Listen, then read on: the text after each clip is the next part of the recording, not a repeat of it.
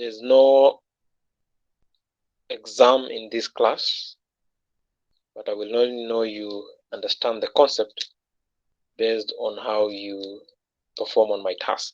So make sure you do the same. Today I want to proceed with the first session, which is still data entry. But let's do a recap on the same. And based on my presentation, we were able to cover the single select questions that is in our research instrument, also the multiple select questions. And we said for multiple response questions, you will have to treat the response as variables. And for the part of other specified, we said you will have to read the response that you're getting, categorize all the answers that are talking about the same thing. So you group them together, and now those groupings are the one we refer as themes. And we say themes you take to your report, not on SPSS. So I think those are the key things that you need to remember. So today I want to introduce the second part whereby we look into the importation of an Excel file. So assuming you're dealing with a secondary source, that means you have gone to a website, downloaded a file, and this file is the one that you want to go and run some analysis. So I will use the assignment 1 file. So if you go to the folder download training material, it should be somewhere in your desktop. I think I have it. There are assignments under the folder SPSS. Okay. Maybe I also do the same. So if you go to the folder SPSS, there's the assignment part, and you can see we have Excel files.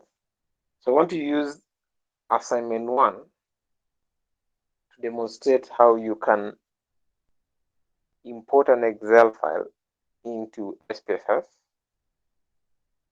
and with that understanding, you will do the same when you'll be handling assignment 1. Hope we're in the same page there. So how do you import an Excel file? Just go to File, Open, Data, and you need to know the location of your data. So if it's in your desktop, then you know it's your desktop that you need to look for. But the most important thing is the file format. So you need also to know that the file format that you're about to import is an Excel file. So if you click on the drop down, you can go and select all files, and this will mean you'll have a chance to see all the files that are within a certain folder. My file is in a folder called training. So for your case, you should be going to a folder called download training material, which is in your desktop.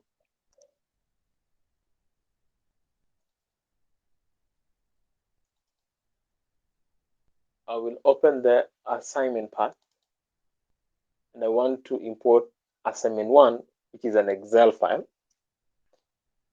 So like I said, to import an Excel file, the most important thing is to change the file format from down here to all files. And they say this will enable you to see all the different file types that are within your folder. I will click on Open. And remember, Excel has several worksheets, which is not the same as the SPSS interface.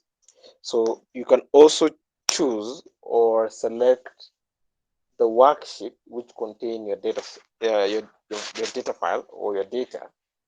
In this case, you can see I have dataset and I have a folder called codebook. I have a worksheet called dataset and a worksheet called codebook. So I can choose which of the two contain the data that I want to analyze. So in this case, I will select dataset because that is where my data are or my observations are. And if I click OK, then you can see that I've successfully imported files that are from the Excel assignment 1. So up to this stage, I believe you should be comfortable with handling data entry, whereby whether you're dealing with a research instrument, whereby you are getting data from primary sources, or you are analyzing a file from a secondary source, which is basically importing an Excel file. So I believe by now you should be comfortable with that. Let's move to data management, which is the second part of this class. And the reason why we need to understand data management is simple. During data entry, there are some errors that might be made, some mistakes. Maybe people are so much into speed, because you'll understand that the entry is all about how many questionnaires maybe you're keying in, maybe that's how you're paid, and realize with such kind of arrangement, people might end up making some errors during that process. And as an analyst, you cannot go ahead and analyze your file just like that, because you realize the findings might not be the true reflection of what was collected. So in this case, we're going to use a file that comes with the software. The first thing is I'll be demonstrating to you how to access that file. And this is so because in class, I will only use one of the file, but at your own free time, I would advise that you try as much as possible to interact with the rest of the files. You can only benefit from this class by interacting with files, not by reading. So what's the process of accessing those files? If you go to File, Open, if you want to write this down, it will also be good for you so that you remember the path. But if you're okay, we can still proceed. So we're saying we want to access some files that comes with the software, and these files are the ones we will use for understanding of data management. The process is you go to File, Open, select Data. We need to find local disk C. So go to this drop down and then select among the files listed. So if you move up, you realize there's local disk C. But depending with the computer you're using or how your file was, your files were partitioned, just make sure you see C enclosed in a parenthesis. So whether it's Windows inside a parenthesis C or local disk C, whichever goes, you should be good to go. Once you open the local disk C, we will look for program files. And for program files, again, depending with your computer, we have those who are seeing only one program file, and we have those who are seeing two program files, like what I'm demonstrating at the moment.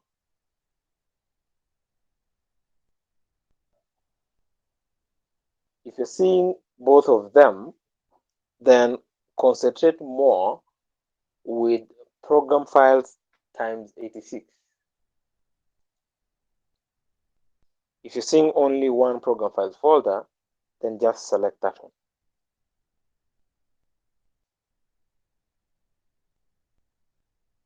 I will open the program files times 86, and the folder that I'm looking for is the folder IBM.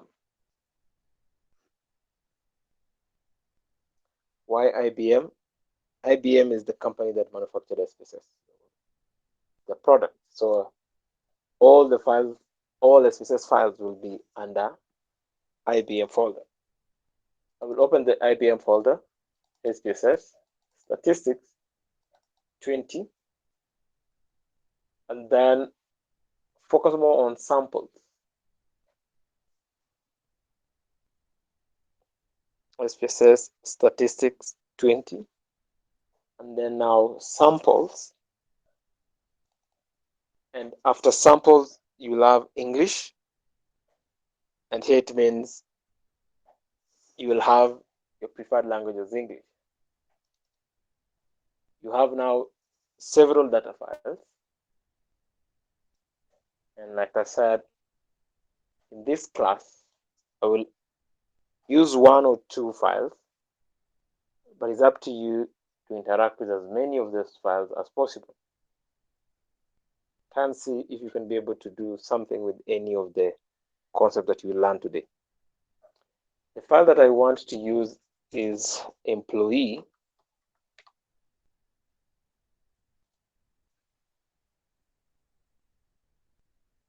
So we're going to use the file employee data. Let's write on file name employee data. And if you click on open, I said select among the files. The file we're using is employee data. And if you click on open, then you realize you have a data file loaded in your software. What's the first step? The first step in interacting with the data file is always go to the variable view. And variable view contains information on the variable names, which names were assigned to the variables, and also the labels. If you recall, in our first class, we said the role of label is to provide more information about the variable name. So for instance, in this case, I have the first variable as ID, which means ID is employee code. These employees are given some sort of code. Gender, as you can see, is a string. Recall very well in our first class, we said gender, you code it as numeric, not as string. So I think our first job in this class will be to fix this variable gender, whereby it has already been coded as a string, yet you know very well gender is a string, but when coding, you'll have to introduce the values of 1 and 2, so you will not have it as a string from this place. I'll proceed. There's a variable like job cut, basically means employment category. And if you look at the values, you can tell that there are 3 main categories. We have the managers, the custodials, and clerk.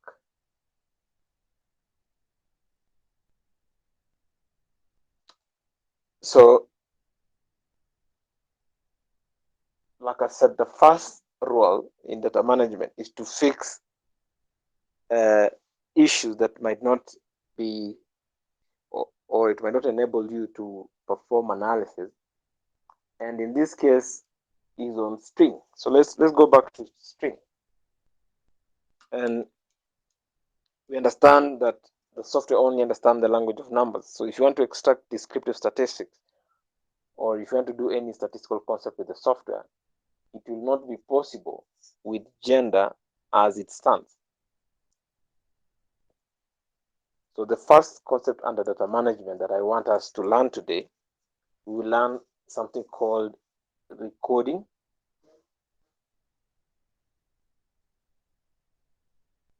We learn what we call recoding. And by definition, you can say recoding is the process of converting a variable that was initially coded as a string to having numeric observation. You can say recoding basically is the process whereby you're trying to convert a variable that was initially entered as a string. Now you want it to be numeric. There are two types of recoding. You can either do recode into same variable or recode into different variable.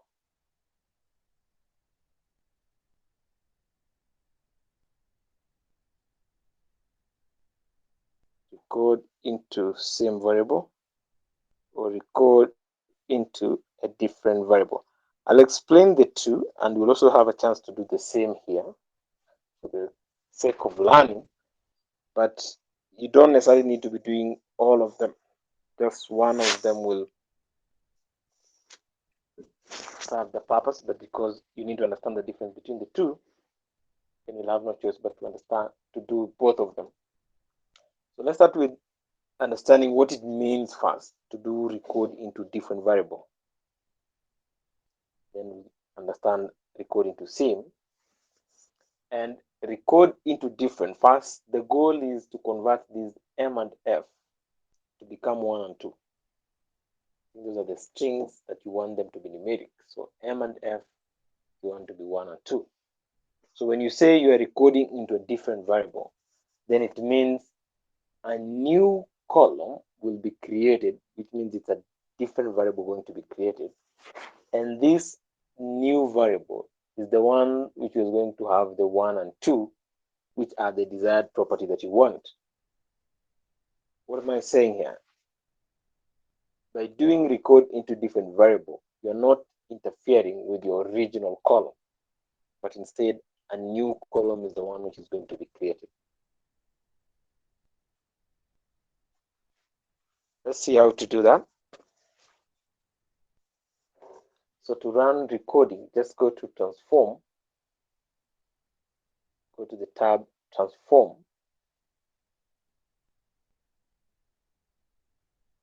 and then recode into different variable.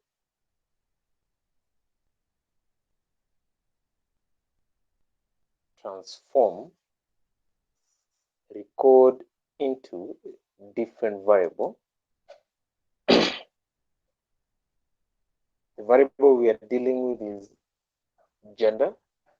So like I said, there's a better way of envisioning your variable. So if you right click in any of the variable listed there, you have a chance to display variable names. I will transfer gender to the other side. And as you can see, the part of name and label is now active, which means for me to create a new variable, I have to assign some sort of name. So let me call this variable gender 2, like the second gender, because I already have gender 1. And remember, you don't have to put you should not have spaces or a space when you're creating a variable name. So between gender and the integer 2, make sure there's no space. If you don't want to combine them, you can use an underscore. Underscore 2 still serves the purpose. I will label it to provide more information. So let me call it recorded gender. And then click on change.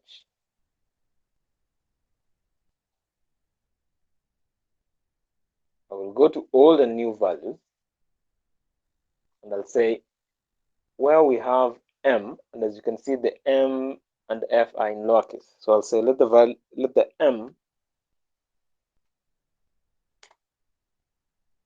want M to be 1. I add F, want F to be 2. I will add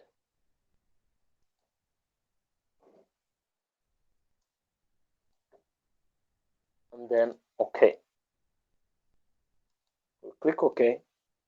And of course, I'm not getting any results because I was not doing any analysis, but instead the software tells me that I've done what we call recode, a variable called gender, whereby m is 1, f is 2, and all these things have been executed. So if I go and check on my data view, you realize that a new column has been created, and the column name is gender 2. If you pay attention, gender 2 has values 1 and 2, which is exactly what we wanted for this gender. So let's talk about recode into same variable. And what it means here is the objective is still the same. You want to convert these m and f to become 1 and 2, but this time you want the changes to override the same column or the existing column. The procedure is still the same. Transform,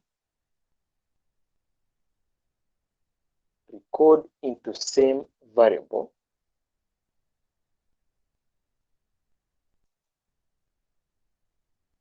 The variable is gender. The same procedure, like I said, but only when you are doing recode into same, you notice you're not going to create a new variable. So there's no option for you to put some name. Instead, you will go straight to old and new values.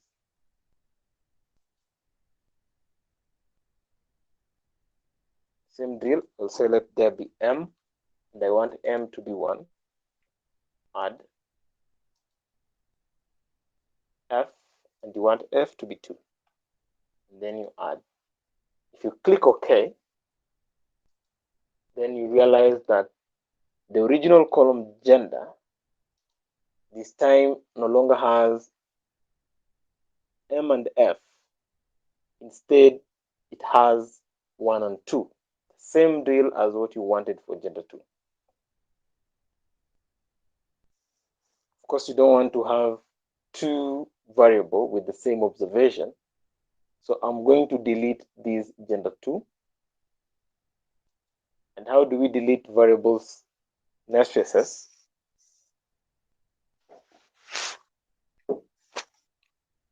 If you click on top of gender 2, the entire column is highlighted. Like click and then clear.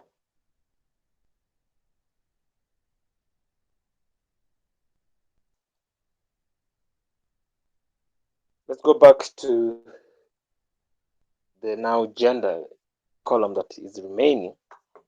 And if you go back to variable view, you realize that we still have the type part as string. So until you perform recoding, you should not go and convert string to numeric under the column type. I insist, before you come to this part of converting string to numeric, make sure you have done recoding. Failure to do that, you will lose all your observation. And that is not a good thing. I will click OK and then OK. And if I go back and check my observation, you will notice that they are now aligned to the right. They're not like when it was string, the observation were aligned to the left.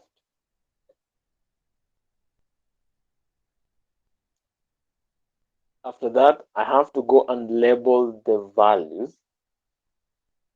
So under column values, I will have the value of 1 to be male. Then I add the value of 2 to be female, add, and then OK. And this is so in that when I go to the data view section, there's this button you're seeing up here, pink in color. If I click on it, you realize I'm in a position now to see the meaning behind all these values. So we call these labels. So I can now tell that the value of 1 is a male and the value of 2 is a female. And this only applies to categorical variables.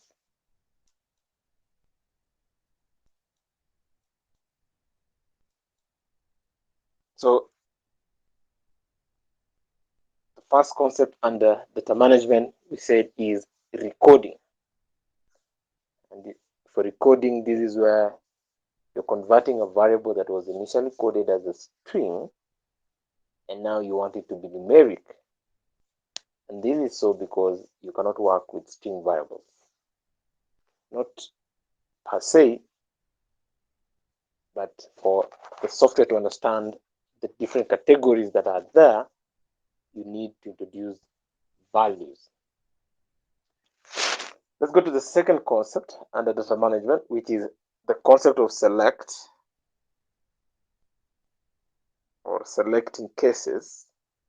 And this is also common in database language because it's all about selecting some information from your file.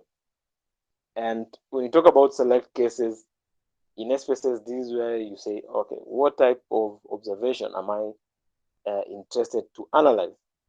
And I'll be using an example. Assuming you're told, analyze the salary distribution, but not salary for everyone. Instead, somebody is specific and say, analyze salary for males or analyze salary for females only. So concept of select will come in handy here because you'll be able to select the observation that you want to analyze.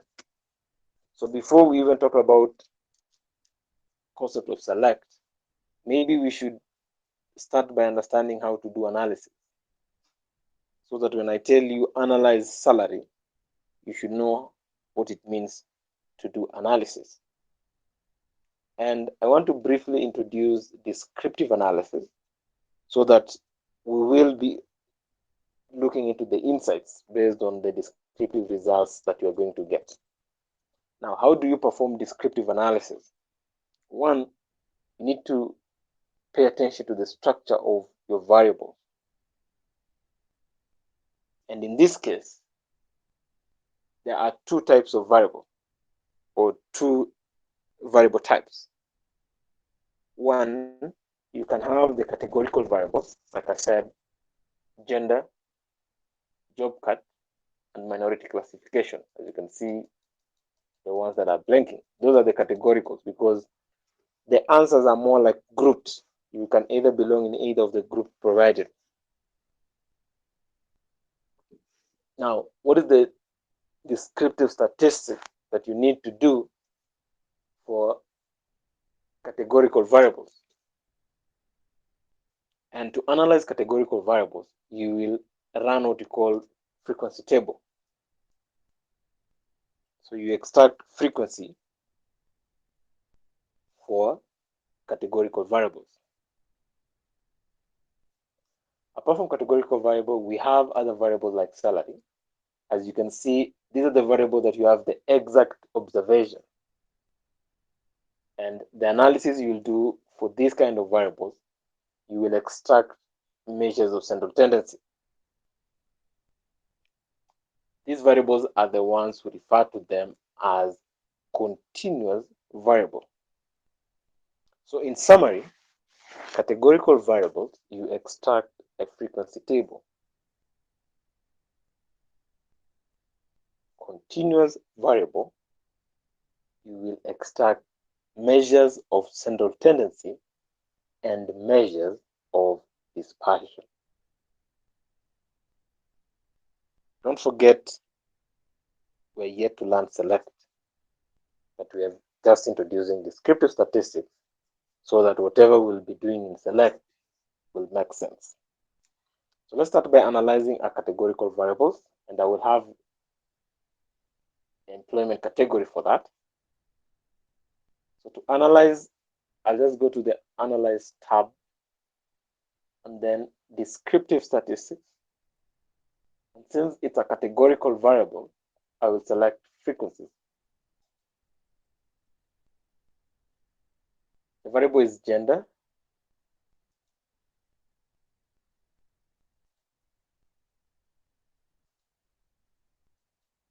And of course, I have a chance to select other statistical methods like mode and so forth, but I don't want to jump into that. I can also do some charts if I want to, but I believe we'll do that in Excel before we do the drawings in Excel. It has better features. If I click OK, I can have a frequency distribution table for gender. That means I have the frequency, which is the number of times a certain grouping appears, together with their percentages. For salary, we said this is a continuous variable, and you will do measures of central tendency. Therefore, just go to the Analyze tab, Descriptive Statistics, and then Descriptive.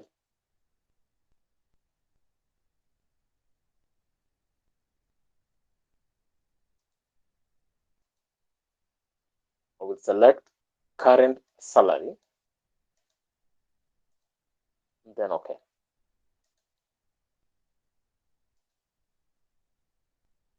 You can see I'm getting some results. So let's go back to what we were learning, which is select. So the question is, analyze salary. Now that you know how to analyze salary, but the instruction says what? We don't want salary for everyone. Instead, analyze salary for females. So we need to select females. How do we do that? We should come up with a condition. And unless somebody meets this condition, then that is the only time they will be able to be selected. So what is the condition for you to be a female in this data set? To be a female, we will have to equate your gender with the value of 2, because that is how we coded the variable gender. Sorry, that is how we coded females, not gender. So to apply select, let's go to data, select cases. If condition is satisfied, if,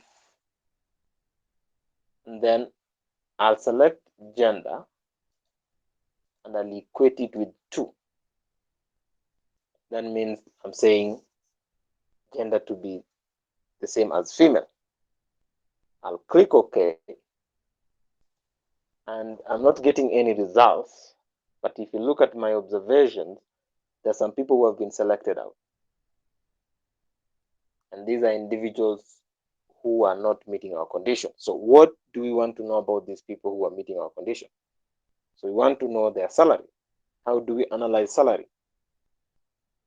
Analyze, descriptive statistics, and then descriptive. And since salary is already there, I'll just go ahead and click OK. So I can tell first from the N, which is the population or the sample distribution, I have 216 females. But when I was doing it without the select condition, I was having a sample population of 474. So this confirms that I've already selected, or the analysis I'm having is not for everyone, but it's for specific individuals whose gender is the same as number 2. Let's compare females and males in as far as their salary is concerned. And therefore, I want to do the same analysis, but this time for males. So I'll adjust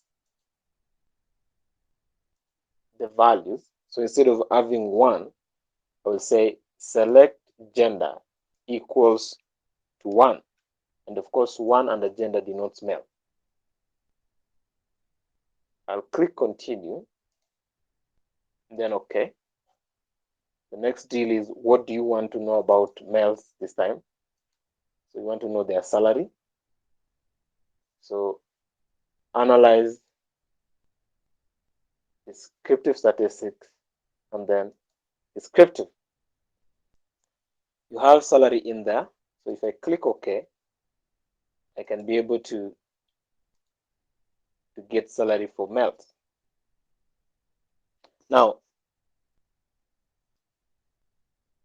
there are two types of select. So whatever we have just performed is what we call single select, just like the questions. But this time, the understanding should be different, because with single select, this is where you only have one criteria or one condition to be met. Criteria this time, it has been your gender, whether you're a male or a female. But what you need to ask yourself is, what if I want, for instance, to analyze salary for a female who is a manager? How will the software pick that kind of observation? So this is where you'll introduce nested select. And with nested select, you have to work with functions. And of course, the functions that are there, we have three of them. We have function and, function or, and then we have function not. At this level, I will focus more with the first two functions, function and function or. So let's understand the difference.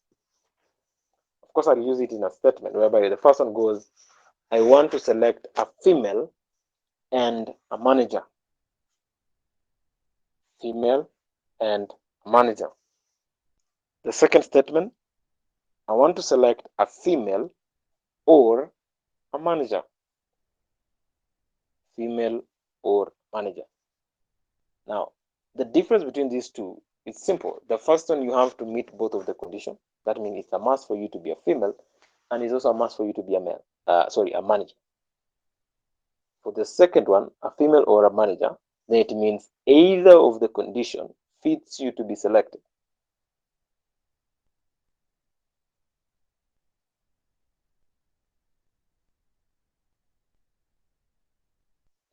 Up to this point, let's run now a nested select whereby we analyze salary for a female manager. Then I will let you with a task so that you attempt on the same. So how do we introduce nested select? So I'll go back to select cases. And then I will say, I want a female, so the gender is equated with 2. And so select from the home screen, and employment category we equate it with 3. And 3 is the values that managers have been assigned. So gender equals to 2 and job cut equals to 3. If I click continue and then OK, I will go to analyze, descriptive statistics, and then descriptive. And if I click OK for salary, again, I can see that I only have 10 managers who are female, and their average salary is $47,000. If I want for male, I'll just adjust the value for gender. Instead of having 2, I replace it with 1. And if I click continue and then OK, analysis is salary. So descriptive statistics and then descriptive. I can tell that the average salary for, of course, we have 74 male managers and 10 female managers. The average salary for male managers is 66,000, as for female managers is 47,000.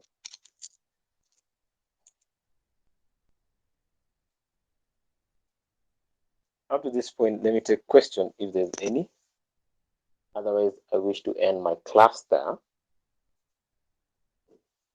And the task that I want you to handle is, you don't have to submit this one.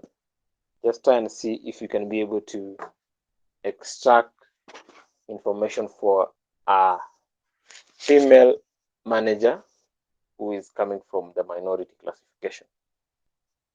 Do the same also for a male manager who is coming from the minority, who is not from the minority classification.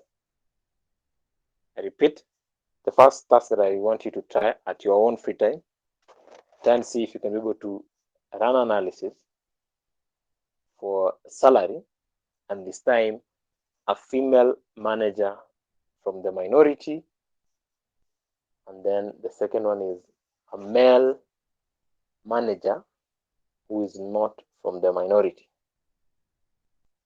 And see if you can be able to come up with some analysis based on the same. Any question or concern up to this point?